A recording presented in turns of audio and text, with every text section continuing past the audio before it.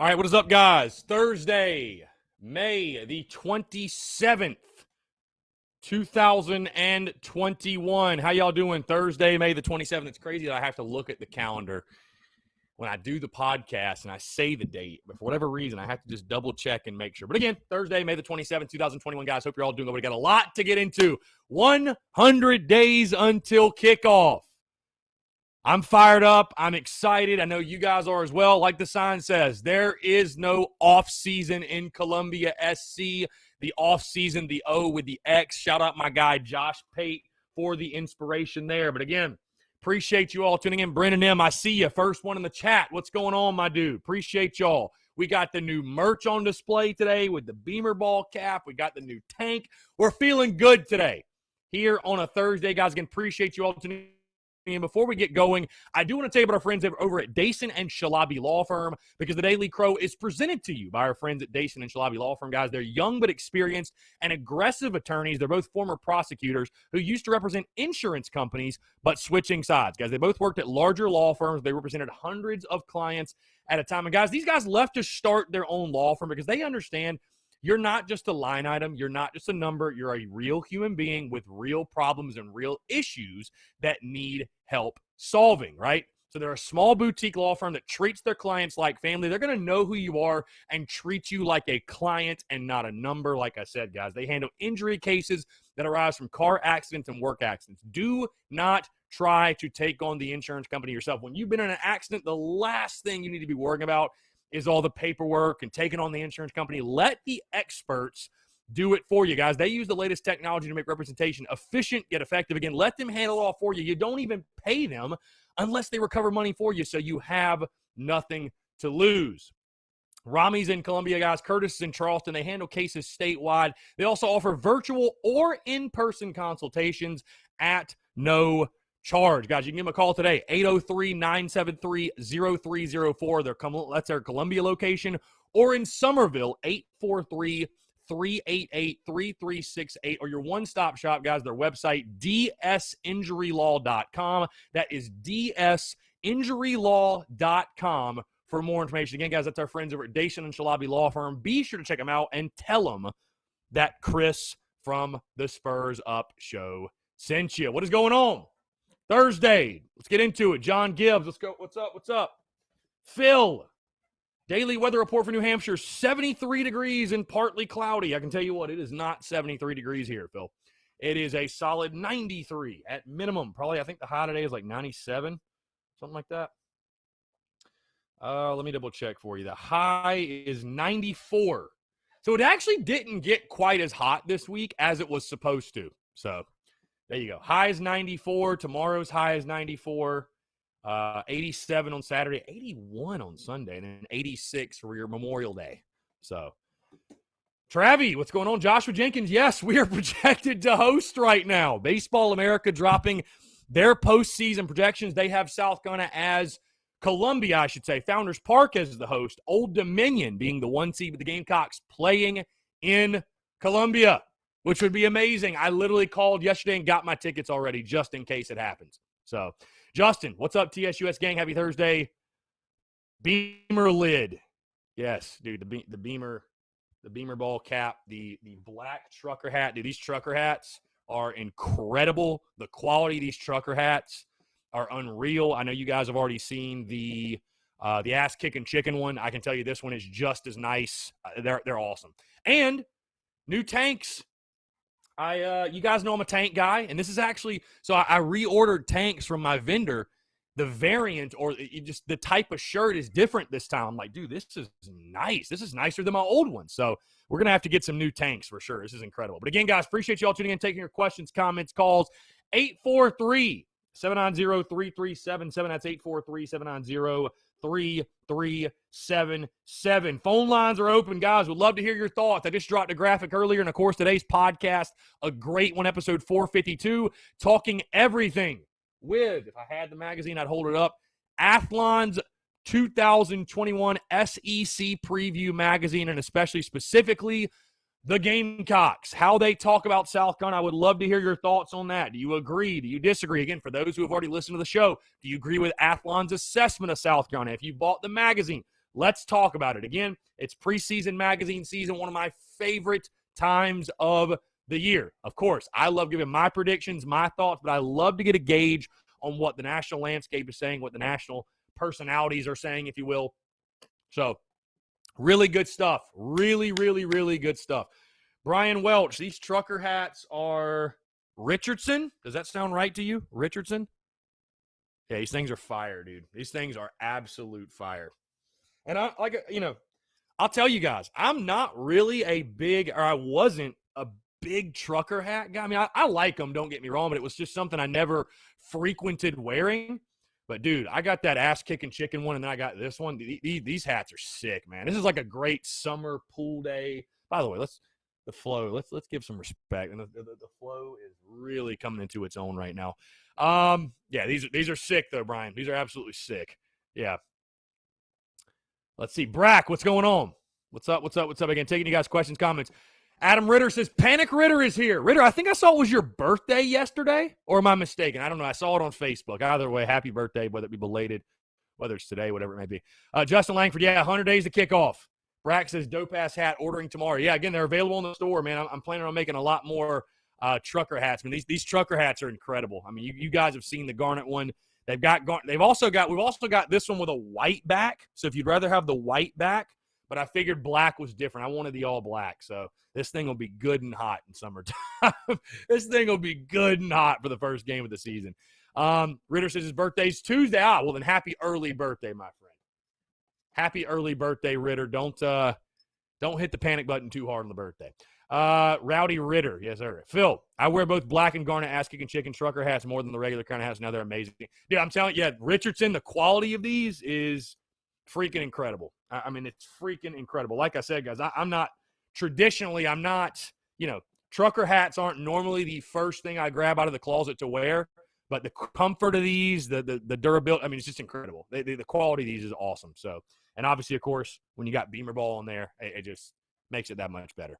So, it makes it that much better. So, yeah, they're Richardson, though, Brian Welch. Yeah, you're right. I didn't realize that was like a big vendor, but yeah, that's the one I picked. So I'm glad I picked the right variant. Glad I picked it. And I think this was the most popular one that you could do. So for obvious reasons, hearing that, very, very obvious reasons there. Then again, guys, 843-790-3377. That's 843-790-3377. I actually got the SEC tournament on right now. Tennessee's whooping that ass. It's crazy, man. It's crazy. Mississippi State. I thought they were the most likely team to go 2-Q, and sure enough, it looks like they're about to get beat. Let's see. D1Baseball.com just dropped their latest field of 64 projections. Oh, wow. Subscribers only.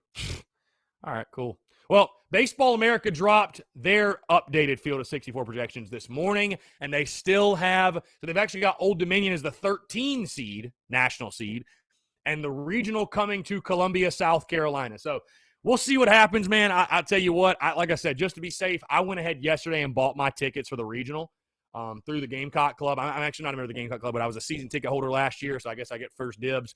I called them. They're going to refund if we don't get it. I was like, you know what? Let me just be safe, because if it's here, I mean, y'all already know I'm in the building. You already know I'm in the building. My brother, Steven, what's up? My brother that is at Basic is on the live. What is going on? What is up? Again, guys, 843-790-3377. Again, just dropped the graphic. Athlon Sports has the Gamecocks going 5-7 this football season, 2-6 in SEC play. I'd love to know, what say you? Do you agree? Do you disagree? Are they not putting enough respect on Shane Beamer and the Gamecocks? Is it too much respect? It's very interesting. I've definitely seen a mixed bag in regards to reactions. I've seen people saying, hey, I don't even know if we're going to win 4 games this year. And I've seen people saying we're going to win 7. We're going to win 8. What are your thoughts? Athlon's got 5-7, 2-6 in the SEC. My question is this. I wonder which two they have South Carolina winning in the conference, because obviously number one of them is Vanderbilt, no doubt. What's the second one? Is it Kentucky? Is it Mizzou? Is it Auburn? Is it Tennessee? I wonder what the other one is. So I wonder what the other one is. Travis says he disagrees. What's your record prediction? I'd love to hear. I'd love to hear what your record prediction is. So I'll drop mine second week of July. Second week of July, I will lock it in, go game by game, scores, everything. Give you guys my official prediction.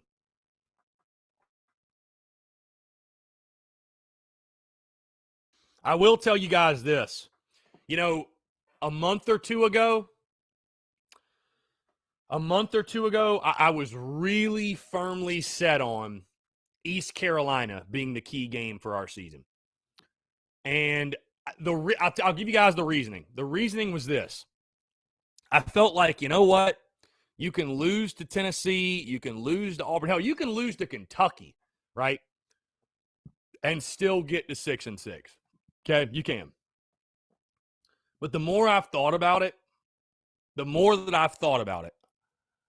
in regards to key game, I really think my mind is shifting from that East Carolina. Because with all due respect to the Pirates, and they got a good program and everything, but that's a game we should win, right? No doubt. That's a game we should win. All due respect to ECU, I know it's on the road. That's a game you should win. If we're putting that much emphasis on that game to where it's the key game of the entire season, I think that's a little bit of a problem. So you know what? I'm going to give us credit and say we should win that game. I'm really starting to favor that Kentucky is that must-win game for this season. I just at home, man, and again, there will probably be a lot of parties that do not want to say this out loud, but I will. Winning and losing that Kentucky game is the difference between, you know, you win it, it's like, oh, it's a new era, it's a new chapter, it's, you know, everything's great in Beamer Ball land, everything's great in Gamecock country, you know, we've started the new era Gamecock football, we're 3-1, everything's in front of us, all of our dreams and our hopes for the 2021 season are all realistic. It's the difference between that and if you lose that Kentucky game at home, again, not many people are going to want to say this out loud, but I will. You lose that game, there's going to be a lot of people in the fan base that say, oh my God, here we go again. Bottom line. And I'm not saying that means they want to fire Coach Beamer or they don't believe that in time it'll happen. But that Kentucky game, I think, guys, is so big for the overall just morale of the program. I mean, because give all the credit in the world to Mark Stoops, what they've built, the Kentucky program, you know, everything they've done, but you just cannot justify that you're a legitimate program and lose to Kentucky in football. You just can't do it. You just flat out cannot do it. So I think it's huge. I think it's huge. I really do. I think that Kentucky game, you know, following up the Georgia loss, right? You're probably going to be coming off of a loss. Let's be totally honest. Coming off of that Georgia game, returning home, chance to get to 3-1. It's a big one. You fall to 2-2, and you're like, damn. Like it feels like it's going to be an uphill battle to get to, you know, 6 wins. Because all of a sudden, you know, if you beat Kentucky, you know, you feel really good about your chances against Tennessee. You feel good about your chance against Auburn. You feel good about Mizzou. You're like, oh, I don't know, maybe Florida we can catch sleeping. You lose to Kentucky, and all those toss-ups all of a sudden become much more daunting than they otherwise would look. So, again, I will lock in my official, what my key game to the season is, second week of July when I give my predictions. But I'm starting to lean a lot more Kentucky. I really am. You know, because I guess I look at it this way too. You know, as much emphasis as I put on the East Carolina game, a big win over ECU is not going to set the tone for your season and mean, oh, we're going to be a really good team this year. A big win over Kentucky might do it. Again, you get to 3-1, all of a sudden it's like, well, damn, South Carolina's got a chance to make some early noise, if nothing else. You know? So, but like I said, I will lock that in second week of July, but I'm starting to lean to that Kentucky game. Justin Langford says 7-5 for the record. 7-5. Toss-up games are Kentucky, Tennessee, and Auburn. Justin says, sounds like BS. Disagree 100%. Honestly, even with Steve, they still disrespect us, and then we peel off 11 wins. LOL, but sounds normal. Always an underdog. I think we go 7-6. 6-6 in the regular season, then 7 with a bowl win. Justin Langford, we played some tough games against ECU when they had quarterback Dominique Davis. Yeah, we've had some really close games with them. I mean, ECU probably should have beaten us by now, really. Brack says, yeah, same. Kentucky is huge. Yeah, I agree. Keith, Athlon has Beamer ranked 14th in SEC, but how could he not be? It's his first year as a head coach. Yeah, I posted that graphic last night too. And I mean, it's just one of those things, man. Like, you got to live with it. I mean, the dude's never coached a game before as a head coach. He's never even been a coordinator. So when people, I feel for the people making the rankings, because when they're making the rankings, where the hell are they supposed to put him? You can't rank him the fifth or sixth best coach. He's never coached a game, right? So South kind of rolled the dice, and we'll live with the decision one way or another, however it fares out, however it turns out. Tanner Lynn says, I think 5 wins is pretty accurate, but for us to get to 6 wins, we got to knock off Kentucky, Missouri, or Tennessee, which I think we can do. We will be 6-6. Fair enough. Travis Will, I always stand by this. If we ever want upward mobility in the SEC, we always have to beat Vandy, Kentucky, point blank, period. I agree. If you're ever going to seriously get back to contending for the SEC East title, Kentucky and Vandy have got to be 2 games. You just chalk them up. They have to be. They have to be. Tommy McClellan says, can't really blame the national media for their thoughts. This football program has been a train wreck for the last few years. However, I think we will prove them wrong and win at least 6 games. Travis Ruel says 3-5 or 4-4 in the SEC is what I am going with. Phil Harris says, just want to make a bowl game, 6 wins. All right, I'll tell you guys this.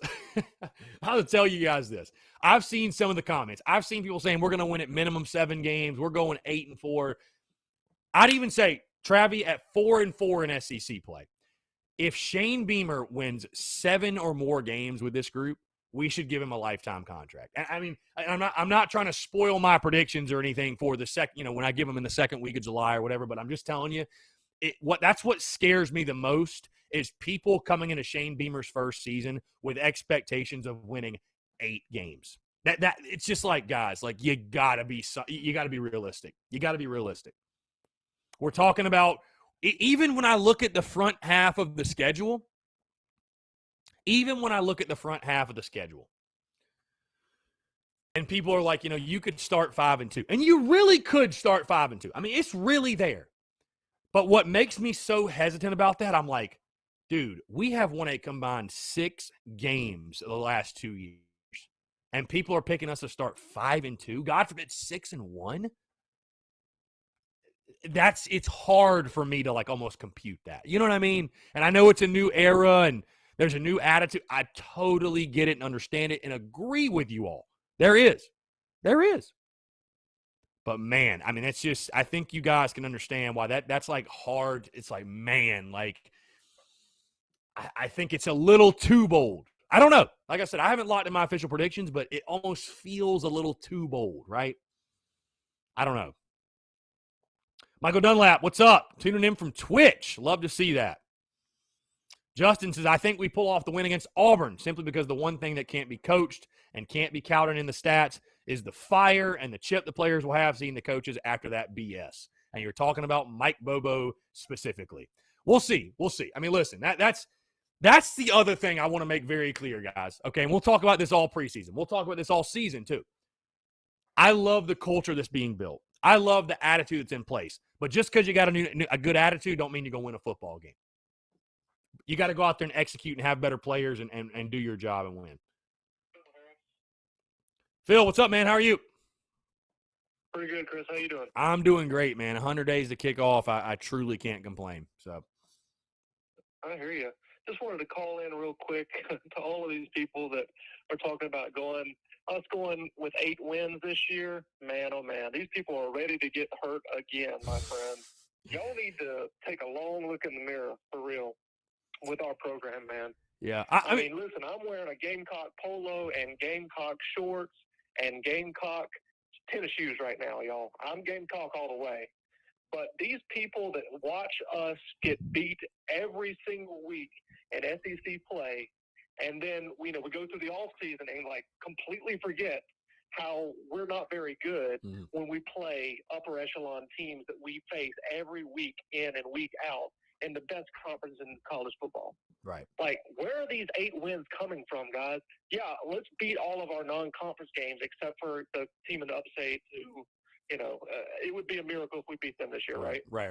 I don't think that's surprising anybody what I'm saying. But how are we going to get to 8 wins? Somebody please explain to me this. Yeah. Everybody that, thinks that, they just completely forget that we have not a fantastic team and we play amazing teams every single week in the SEC. Right. Like, I understand you have an upset every once in a while, like that Auburn game last year where Auburn wasn't too good, and it felt like, this is the time that we're finally going to beat them, right? Right. But what other games are y'all looking at to get to 8 wins?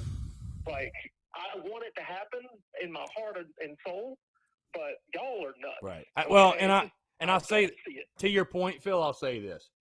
Again, I'm not trying to spoil my predictions or anything. I mean, whatever. But it's just, even if you think this team is, and I think we all agree there's talent on the roster and that things are changing for the better. But even with all that accounted for, it's just not because basically here's what you're saying. If you say South Carolina is going 8-4 this year, you are saying they are going to win every swing game they have. Every single one of them. Because, face it, Clemson's not a swing game. Georgia's not a swing game. Nope. A&M, until we beat them, and I mean, they're not that's a loss. And it's at their place. That's a loss. Florida's the one that's kind of interesting in a sense. That's a great chance for an upset, but I don't think right now you can say that favors more so like picking a loss against Florida. I'm pretty comfortable doing that. Outside of those 4, though, so outside of that, you've got like 4 more swing games. You're saying they're going to win all 4 of them. That's bold. That's very bold. That's very bold. And again, like I said, Phil, it's like I have to remind myself it's a program that has won a combined 6 games the past 2 seasons. I'll tell you this, Phil, and I don't want to keep you on the phone forever. I don't want to keep you on the phone forever. But I think what I'm about to say is one of the reasons people either love the Spurs Up show or hate the Spurs Up show. Because this is not just a South Carolina thing. And I mean, listen, I love the optimism in the offseason. That is the beauty of the offseason. We're all 0-0. All of your dreams are there. Right. Everything is still in play. That's, I wrote that article, Hope Springs Eternal. I mean, I truly do love the offseason. Dreams of, especially when we were really good. I mean, we had dreams of Connor Shaw throwing touchdowns and Jadeveon Clowney getting sacks and us going to Atlanta. And, like, you have those visions dancing in your head for, the next 100 days, right? But this is a college football thing with college football fan bases. Again, this is the reason why some people love what I do or hate what I do, because there just aren't many people that are willing to have the unpopular opinion or the uncomfortable opinion. In the pros, if they suck, if the players suck, you can just be like, they suck, right? Like, for example, I got destroyed, ripped for my reaction to Jalen Brooks and when he got brought on campus. And again, it is nothing personal, guy. I was really just frustrated with Muschamp at that point. I really was. It boiled over, whatever. But it kind of, and we can have an entire show on this alone, but it's the culture of college athletics in the sense that, Phil, has there ever been a recruit that a school has signed that an outlet like Gamecock Central or the Big Spur, they come out and say, I don't think that's a really good signing. I don't see him fitting in at Carolina. I don't think he's going to play. Like, whatever. Maybe he'll develop into something nice, but it's kind of a reach. What? Have you ever heard a recruit talked about that way? No. Now, in the pros, people draft guys, not that great of a player. Like, they'll just be very, very blunt and honest about it. But it's a different family dynamic in college. And so, I get it. Fans look at our roster right now. They want to believe, and I'm not going to name names, but they want to believe that some of these guys are going to be really good players and they have all this talent. And I'm here to tell you, and again, I am not going to name names because, hey, some of them might turn out and play really well. I'm here to tell you, though, at some point you just are what you are. Some of these guys just aren't that good. And I mean, you know what? If you don't like me for saying that, so be it. But that's just calling it like it is. So, I love the optimism. I really do. And it's the honeymoon phase right now. Hey, we haven't lost a game. Nobody's thrown a pick. Nobody's fumbled the ball. Nobody's blown an assignment. Great. It's wonderful. But when you're talking about going 8-4, you have to remind yourself, these are the same players, a lot of them, that made these mistakes that made us win 2 games. So you just have to keep that in mind. And I blame a lot of it on Muschamp. Trust me. Everybody knows that. But, I think it's better for fans to come in with maybe tempered like, don't put these expectations at 8-4, and if you go 6-6, oh, we had a bad year. Like, no. We go to a bowl game. We had insane. We go to a bowl game. We had a great first year. So again, I feel like I've rambled a lot, but I hope you understand the point I'm trying to make. In the sense, it's just it comes back to nobody.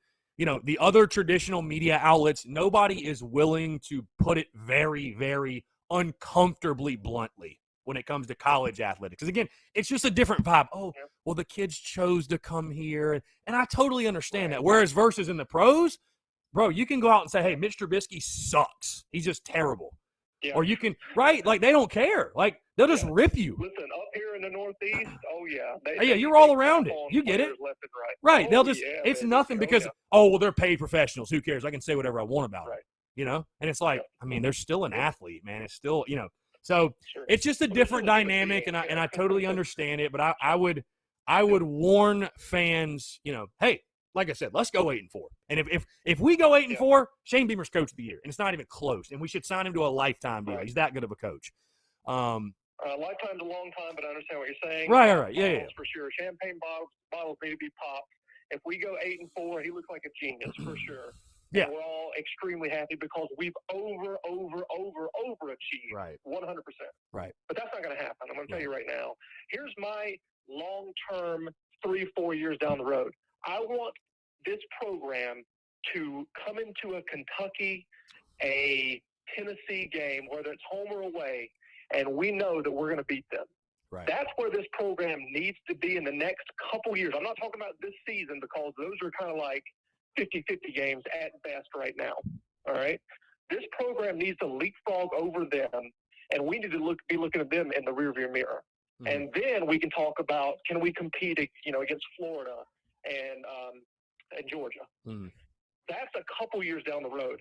To say that we're going to win 8 games, like I said, completely insane. And we got to take this slow, man. That's my final point. Yeah, I think that is the biggest point of it all. And I've been able to, we had Tommy Beecher on the show today, and I've talked to Andy Boyd said it too.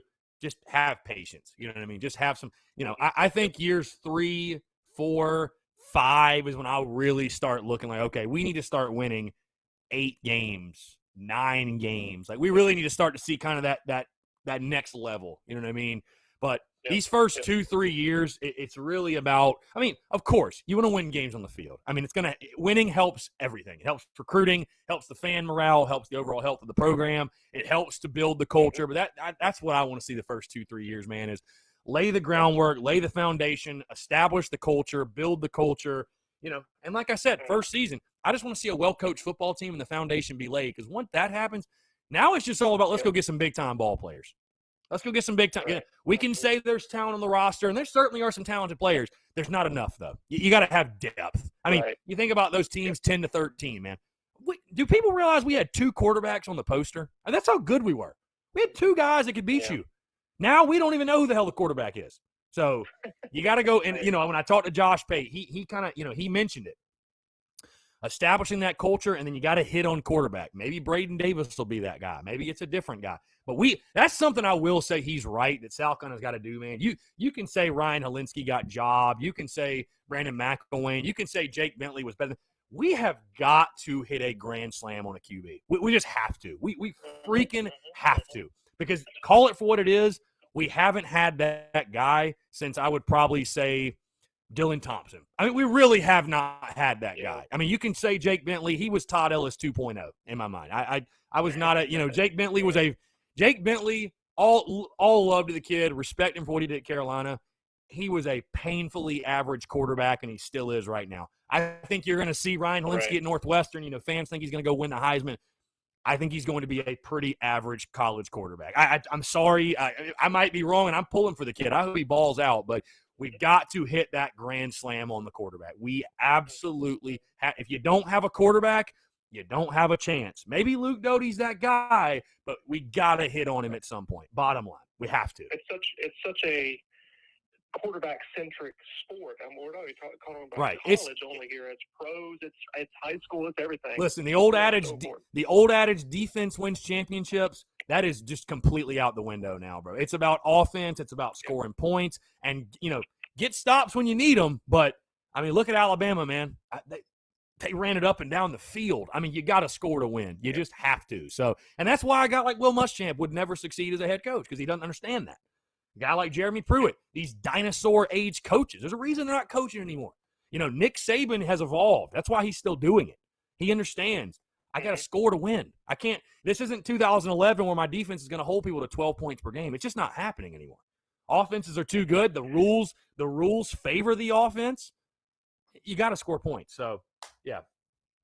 All right. I appreciate your time, man. Yeah. I got to get the hell off this phone. Yeah, I appreciate it, Phil. Thanks so much, man. All right. Bye. All right, take care. Great stuff. 843-790-3377. That's 843-790-3377. Robbie Davis texts in. Chris, I'm glad you're doing well on this wonderful Thursday, and I feel like once Shane Beamer gets his guys that he wants, and if we just trust the process, I feel like we will become a contender in the SEC East in a couple of years. Go Gamecocks. Love your show. Your friend Robbie Davis. Side note, my dad has a show at Uncle Feaster's tonight in Columbia. Yes, Uncle Boudreaux. Uncle Boudreaux. Check him out. Again, I am not here to rain on anyone's parade. I want to see 8-4. Hell, I want to see 12-0. I think you guys know that. But again, I think that's one of the reasons. That's the reason people either love what I do or hate what I do, is because I'm going to just call it like it is. And if you want me to be very blunt and honest about this roster, because not everybody is going to give you an honest outlook on this Gamecocks roster. I will. Hey, we're going to do position unit previews. We're going to do all the breakdowns of the position units. I'm going to grade every position unit. Some of the grades you might not like. Bottom line, some of the grades are going to be ugly. They're going to be ugly, guys. I'm going to tell you right now. The wide receiver room, it's going to be ugly. The defensive backs, it's going to be ugly. It is.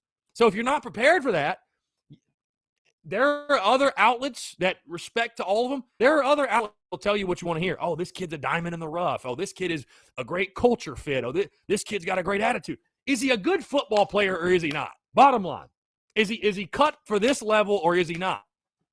But that's all I care about, You know what? Hey, I got my buddy at Georgia. He told me, bro, we got some guys on our defense that are complete knuckleheads. I mean, they are knuckleheads, but they are damn good football players. I want 11 guys bought in the culture. I do. But, damn it, if he can play, he can play. If he can play, he can play. Don't give a damn. You think all of our guys from the 10 to 13 teams were team players and great teammates? Hell no. But if you can play, you can play. That's it. You can help us win, you can help us win. I don't give a damn what your attitude is. Obviously within reason. Now. But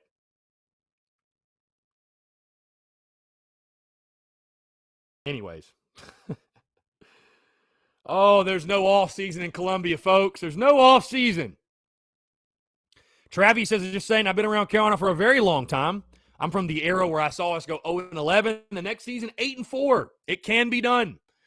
Hey, Travis, like I said, from your lips to God's ears. That's all I'm going to say. From your lips to God's ears. I'd love to see it. Bill Luttrell says, you've definitely called it correct. We can only hope that coaches can get them to overperform. Tana Land says, Chris, you can bring Nick Saban to Carolina, and we will not win 8 games this year. We do not have good quality depth. Keith says, we have to close the distance between us and UK and Tennessee, looking for 4 to 5 wins. Brian Welch, I wish I was as optimistic as a lot of fans. I'm a realist. I understand who we should beat every year, but I also understand Beamer has never coached a game before, and he's starting his career in the SEC. A culture change doesn't happen over a spring and a summer. We love what Beamer has started culture-wise, but it takes at least 2 to 3 years to change a program's culture. 6 wins in the last 2 years combined. It's going to take a while to get to 7-9 wins a year. That's it. So, no, great comments, great feedback. Guys, real quick reminder, if you're on YouTube, Super Chat, Super Stickers are available. Also, if you're on YouTube, be sure to like and subscribe. Truly appreciate it. Justin says, being a champion of life is good and all, but can you be a champion in the SEC? I'll take a kid who's a kid with a little character who can make up for it on the field. Exactly. Guys, before we go any further, I do want to tell you about our friends at Flex Squad Fitness, because the Daily Crow is presented to you by our friends at Flex Squad Fitness and CJ Profit, the man behind it all. He's been a certified personal trainer for 10 years. And, guys, the reason he's so good at what he does is because he's been there and done that. He struggled with his own weight for many years until he eventually lost 85 pounds himself, doing the exact same type of training that he currently does at the gym. And guys, at Flex Squad, they do one-on-one and small group training. Their program is a mix of strength, high-intensity interval training, and endurance training. The goal is to not only help people look great on the outside, but more importantly, make them stronger and more confident on the inside. Again, guys, like I said, he's been there. He's done that. He's gone through the struggle physically, mentally. He knows exactly what you're going through, and he's going to be there for you every single step of the way, putting together custom workout plans, nutrition plans, everything that you need to be successful. Guys, the place changes people inside and out. You're not going to regret walking in the door. You'll probably just wish that you did it sooner. And right now, they're offering a free week for anyone who wants to try out their classes or 2 free one-on-one sessions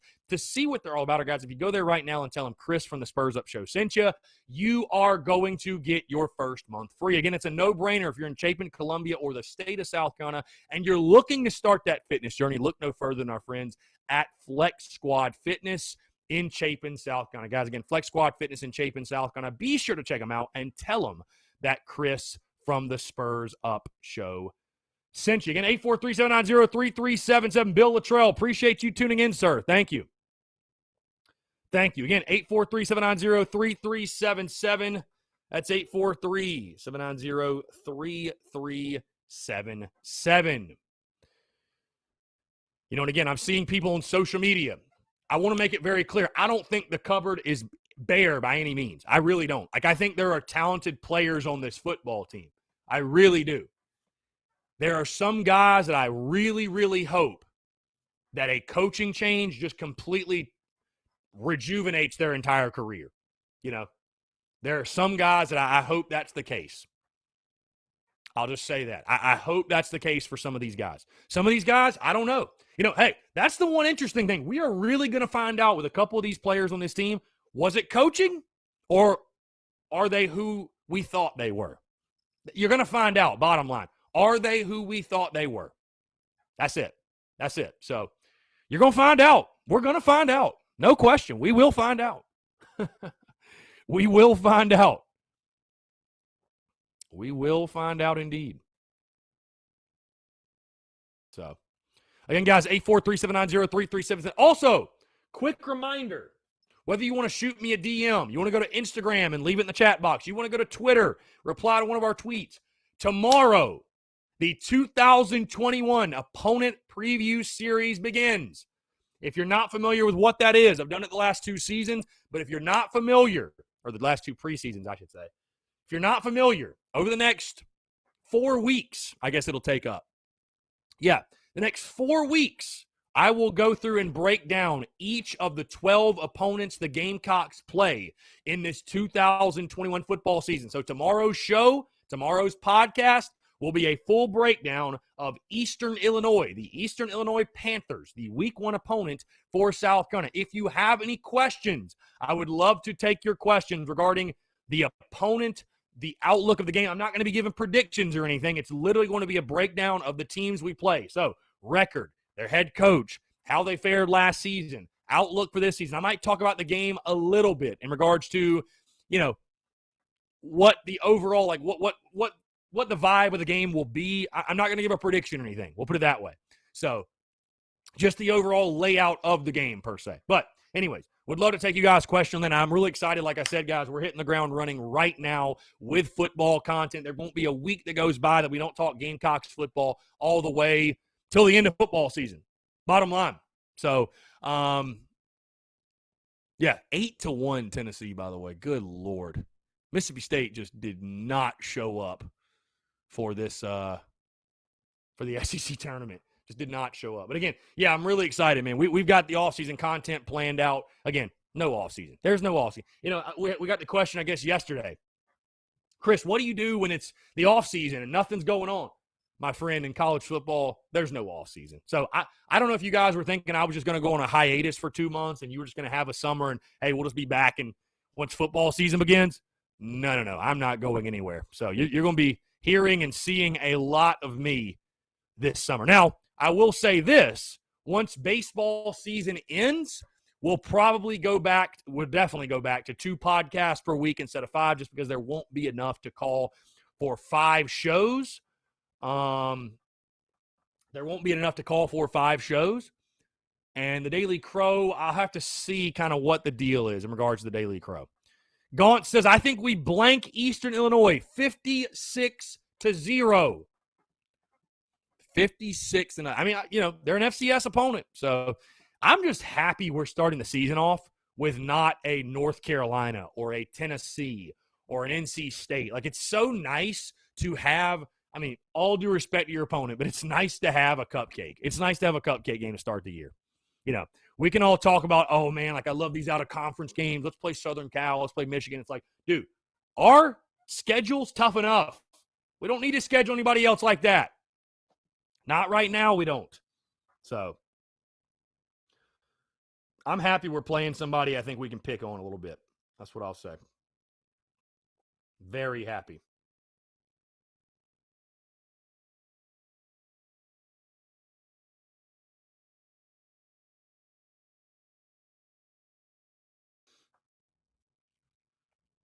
By the way, guys, quick reminder. Episode 452 did drop this morning. Great conversation, like I said, breaking down the Athlon Sports, Athlon SEC Preview Magazine. Just kind of giving the overview of what they said about the Gamecocks, also the SEC, the standings. They've got the Gamecocks finishing 6th in the SEC, by the way, going 5-7, 2-6 in SEC play. Also a great conversation. Tommy Beecher, former Gamecocks quarterback. Really, really fun stuff talking with Tommy Beecher, guys. So you guys be sure to check that out. Really, really awesome stuff. Really awesome stuff. So I appreciate that. Appreciate you guys tuning into it for sure. Let's see. Gaunt said your wife said we're scared of North Carolina. We just don't play them, Gaunt. I mean, we just don't play them. Tyler Knoll, the only thing I want is for there to be defined expectations of what us as fans should expect year in and year out for this football program. We can have a great culture and all of that, but at the end of the day, it's about winning ball games. How many games should us as fans expect to have each year? I'd like to think competing for the SEC every year will be the standard. Everything is there for that to happen, just like baseball is getting to Omaha.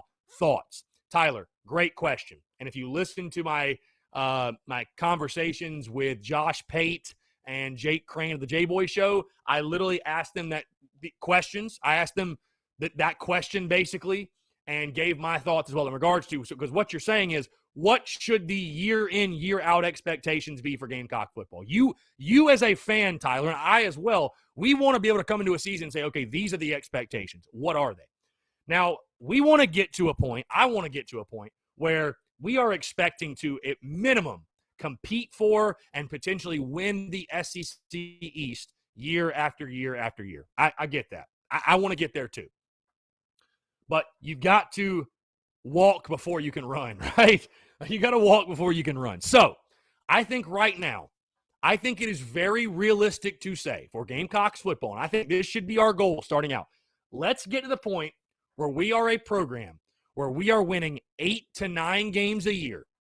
8 to 9 games a year. That's what we're doing. We're winning 8 to 9 a year, and every 2 to 3 years, we either have the right quarterback, we're a veteran team, we schedule good somehow, whatever.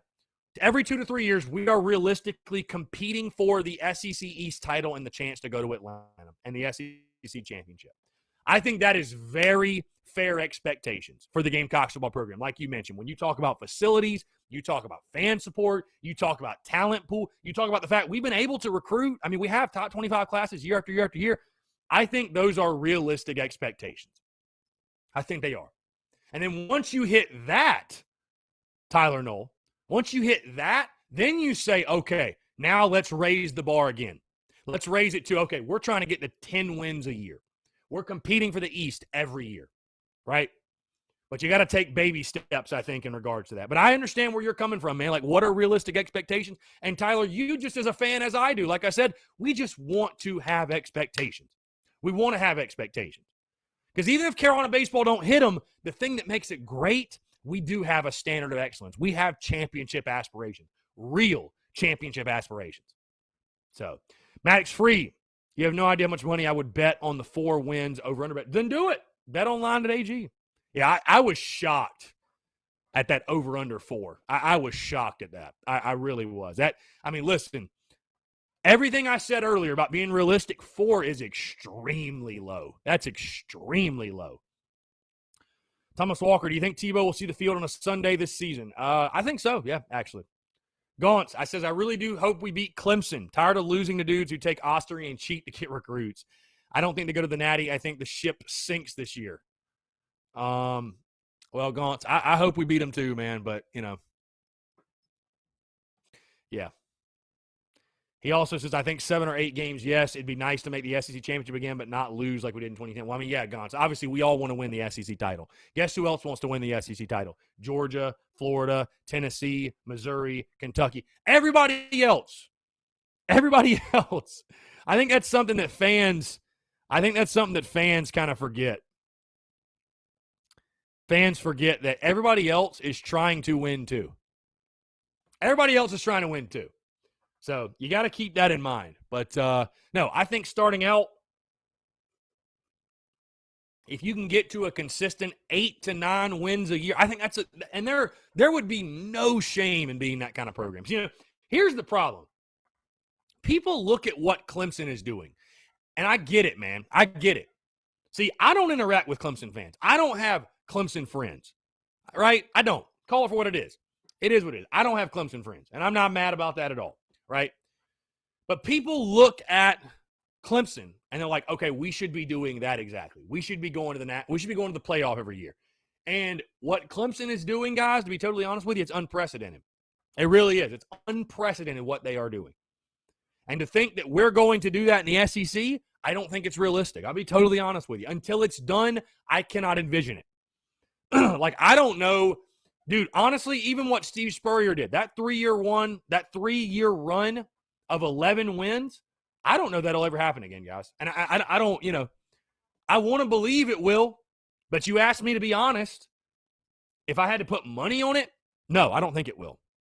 I think that was the greatest run in school history, and until it's done again, it will forever be the greatest run in school history. Now, hey, if Clemson can do it, we can do it. That doesn't mean you shouldn't try to do it.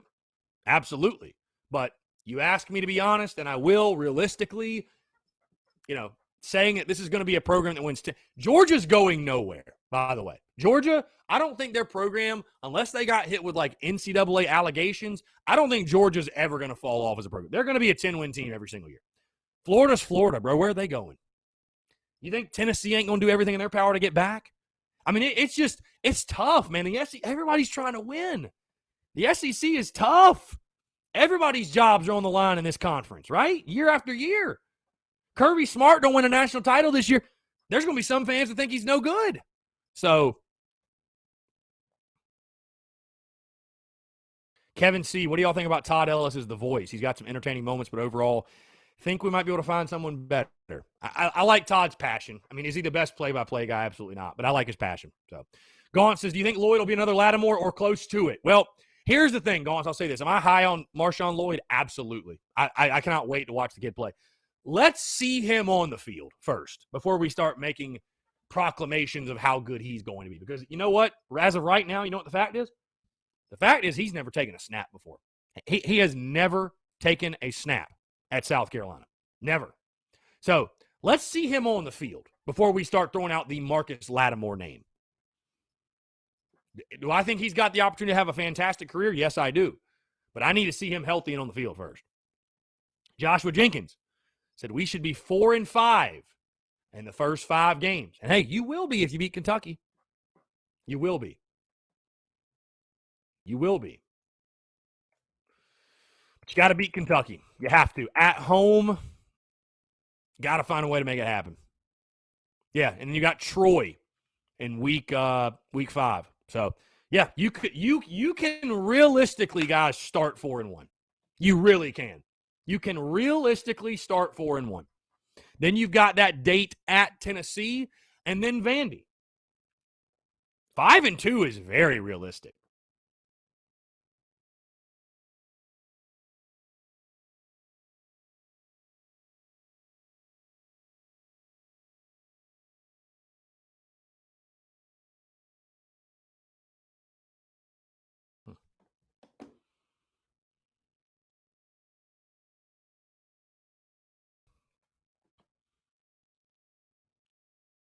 Let's see. I think we got a spam call. I don't know what that was. Keith says UGA will choke along the way somewhere. They always do. Tanner Land, kills me to watch these other teams like Florida bounce back so quick, and it takes us forever to get where we want to be. You have to be tough to be a Carolina fan. Well, Tanner, look at the Florida program and all the history and the tradition they've got. I mean, there's a reason. There's a reason. Ryan Welch, rebuilding culture leads to wins. Wins lead to guaranteed wins over UK, Tennessee, Mizzou. Guaranteed wins lead to upsets over Georgia, Florida, Bama. That leads to winning the SEC East, SEC Championship game appearances, lead to beating Clemson every year. It's a process. Got to take baby steps. You got to walk where you can run, bottom line. Got to walk where you can run. Keith, the experts say Dabo, he's a good recruiter, not a coach, but he has great coaches around him. Yeah, I mean, the CEO type approach, man. Travie, I swear if we lose to Kentucky, I'm going to freaking lose it. Travie, I'll tell you this, there's going to be a lot of people picking Kentucky to beat you. Bottom line. I don't know that Carolina's even going to be a favorite. I doubt they will be. Carolina will probably be an underdog, Travie. Do you realize that? Do you realize that? Carolina will most likely be an underdog. They will most likely be an underdog.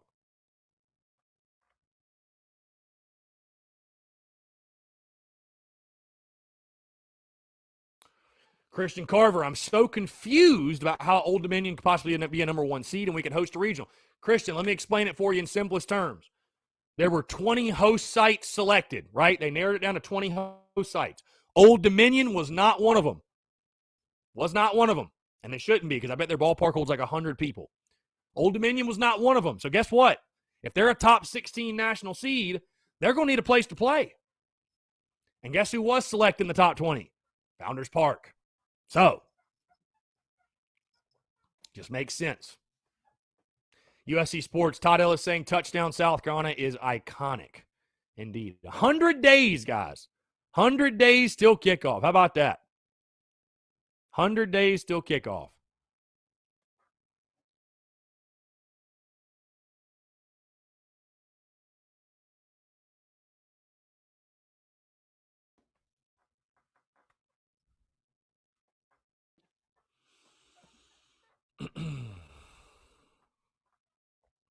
Again, guys, 843-790-3377. That's 843-790-3377.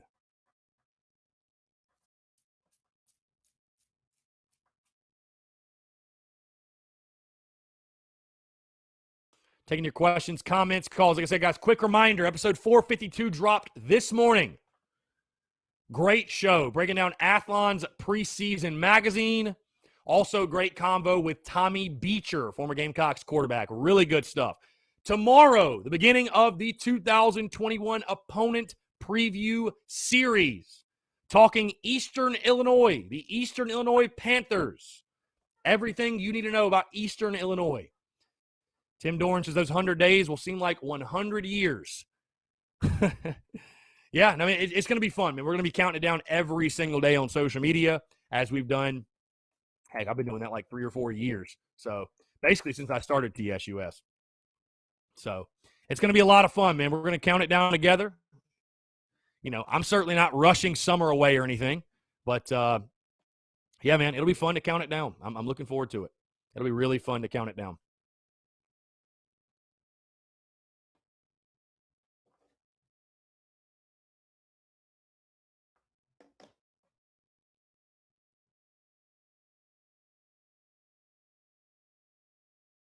Mm-hmm. Justin, Todd saying Swearinger with the pick, the 30, the 25, the 10-5, touchdown Carolina. He throws the ball in the stands. Other guy, he can't do that. Todd, who cares? Who cares? It's a Carolina touchdown, priceless. Yeah, that was a great moment. That Swearinger pick 6, that was incredible. And his call was great. USC Sports, Todd Ellis and Tommy Suggs need a better football announcer too. I'll wait. Well, I know we're all biased, but no, they do a great job. I mean, like I said, the passion is what sets Todd Ellis apart. The passion is what sets him apart for sure. So, big fan of Todd. Would love to get him on the show. Never been able to.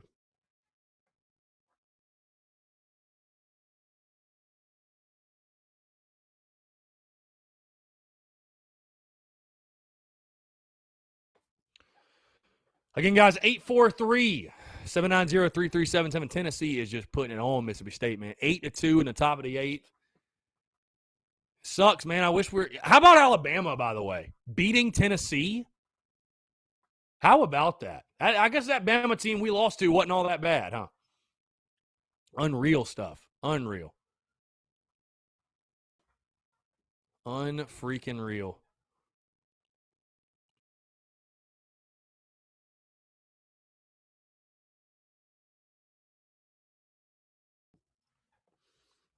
Unfreaking real.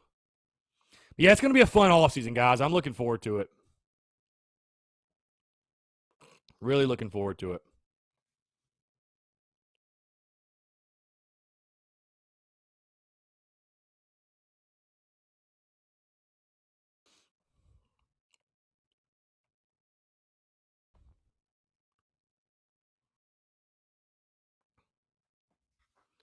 Travis says nothing wrong with Todd. I mean, he's no Bob Fulton. Got to love Todd and Tommy. Keith says, if we are in Charlotte Regional, are you riding up this way? Yeah, that'll be the plan. That'll be the plan. I'm telling you what, though, Keith, because Baseball America put out their projections yesterday. They've got Founders Park being the host site. They put out their projections again this morning. They've got Founders Park being the host site. I'm really starting to think that it's going to be in Columbia, Keith. I really am. I'm trying to speak that into existence because that's what I prefer. I'll be honest with you, Keith. No disrespect to you. I don't want to ride to Charlotte. I don't want to ride to Greenville. I want to walk down the road and go watch the boys play. So, yeah. So, I don't know, man. I don't know. Thomas Walker, going to cover any men's soccer program under a new coach in like 25 years. Yeah, we'll definitely highlight it. Thomas, I'll just be totally honest with you, man. I don't know that the audience that really wants to hear about men's soccer is all that big. So, we'll put it this way. I couldn't run a business revolved around the men's soccer team. But, yes, we will certainly highlight it. I'll be honest with you, I'm not even a big soccer guy. But would love to go catch a couple games out there, and it's definitely an interesting, a new era for Carolina men's soccer for sure. We got a couple of texts here. Robbie Davis says, Yunkel Boudreaux's show starts at 8 o'clock. 8 o'clock tonight in Columbia. We got a text. Football in Vegas has over-under at 4 games. What are your thoughts on that with Shane and his first-year expectations? I can't believe it's that low. I'll be honest with you, man. Like, I just feel like, how could you take the under? How could you take the under? I mean, who's Carolina going to – are they saying Carolina's going to lose to Vandy? Are they saying Carolina's going to lose to East Carolina? They're going to lose to Troy? I mean, who are they saying Carolina's going to lose to only win 3 games? I think a more enticing number or a number that's going to make people sit back and think is 5. I thought it would be 5. At minimum 4.5. But 4? 4? That's insane to me, man. That just seems crazy. Brendan M., yeah, Mississippi State's using Sims. I mean, why not? They want to get him some work, and they're about to get eliminated. So why not use him? So Justin Martin says, sometimes wish South Carolina baseball team would have success in Hoover, Alabama. Yeah, I mean, me too. I mean, it'd be. Let's put it this way: it would be fun to still be playing. You know what I mean? It'd be fun. I'm not tired of talking baseball yet. Like, I want to keep talking baseball. I don't want the season to end personally. I want to keep talking baseball.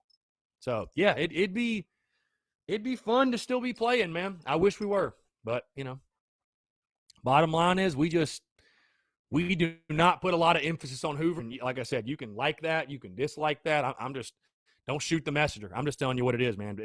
At some point, when you're 29 and 50 in SEC tournament play, it's not just a trend. Like, there's something to it. Brian Welch, when you say 7 wins should get Beamer a big contract, do you mean 7 regular season games, 7 wins with a bowl game? 7 regular season wins should get him a lifetime deal. I'm just saying. Like, if he wins 8, whether it be with a bowl game or regular season, literally lifetime contract. Literally. So, I don't want to say it's impossible because, hey, when you talk best case, worst case if everything clicks and some of the teams we play in these swing games are not quite as good as they expect or injuries hit, I guess 8-4 is your best case scenario if everything goes right. Marshawn Lloyd and Kevin Harris are the best duo in college football. The offensive line returning 4 or 5 starters is really that good. Luke Doty flourishes into being the dude in Marcus Satterfield's offense. The front 7 for Carolina's insane. Young talent steps up and comes together in the defensive backfield. Then yes, maybe 8-4 could happen, but a lot of things would have to go right. Key says bowl game this year means Beamer is the coach of the year. Maybe not coach of the year, but that would be a success in year 1. Hey, but either way, we're behind him. We're behind Coach Beamer. No questions asked. Guys, thank you so much. We're going to go ahead and wrap it up. Like I said, if you have not done so, check out the podcast that dropped this morning. Episode 452, full Athlon Sports SEC Preview Magazine breakdown, and also a great conversation with former South Carolina quarterback Tommy Beecher. Really good stuff. Guys, enjoy the rest of your Thursday podcast and Daily Crow, of course. Rolling tomorrow as always. Thanks so much for tuning in, and we will talk to you.